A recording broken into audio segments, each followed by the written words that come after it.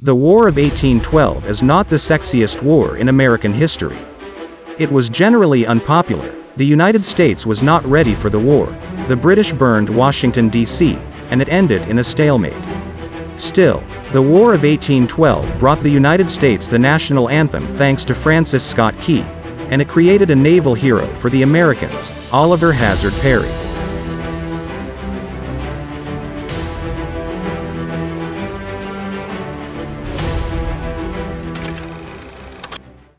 Oliver Hazard Perry was born on August 23, 1785, in South Kingstown, Rhode Island. He was warranted a midshipman in 1799 and took part in the Quasi-war against the French as well as the action against the Tripoli pirates. At the beginning of the War of 1812, he found himself stationed at Newport, Rhode Island, commanding a small squadron of gunboats. Perry, however, wanted a more important command. He, therefore, petitioned Isaac Chauncey, who was the commander of naval operations on the Great Lakes. Chauncey, who needed seasoned men to help build a flotilla against British Canada, brought Perry to help. The Great Lakes is not typically thought of as a great theater of naval combat. But its strategic importance was immeasurable. It formed the border between Canada and the United States, and it was the great highway of commerce into the heart of North America. The nation that could control the lakes could determine the outcome of the war. The British knew this and at the outset of hostilities seized control of the lake and were building an even larger fleet. Perry hired a team of carpenters and within a year had built a fleet of 9 vessels consisting of 6 small gunboats, a sloop, and 2 brigs, the Lawrence and Niagara. Meanwhile, the British under the command of Robert Harriet Barclay were continuing to strengthen their own forces. The battle took place at Put-in Bay on September 10, 1813. Barclay's forces had better and more accurate range with their cannons, but Perry's carronades had more firepower. When the action opened at 11:45 a.m., Perry spent an hour taking heavy fire on his flagship Lawrence while he struggled to get into firing range.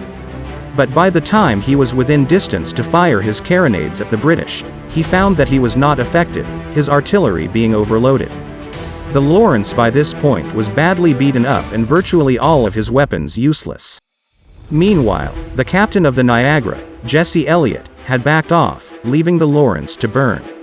When he was certain that the Lawrence was lost, he boarded one of the ship's cutters holding a blue flag that read, "Don't give up the ship." This command was uttered by Captain James Lawrence, of whom Perry's ship was named, as his dying words in a naval engagement in 1813 and was adopted by Perry.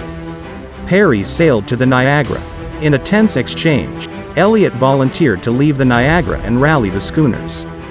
Perry took command of the Niagara. Perry's fleet was now at close range and with great firepower, unleashed devastation upon the British. Every commanding officer aboard the British fleet was wounded or killed, leaving the command to junior officers. In an act of further daring-do, Perry rammed the Niagara into the British flagship. By nightfall, the Americans had won. Perry wrote a message to Major General William Henry Harrison, "We have met the enemy and they are ours." Perry's victory ensured that the Ohio Valley would remain in American hands and made Canada vulnerable to American attacks. This gave the United States some bargaining power when the war concluded in 1815. Perry himself was awarded a gold medal and promoted to captain. Perry died of yellow fever while on a mission in South America in 1819. His legacy as the hero of the Battle of Lake Erie immortalized him in American naval history.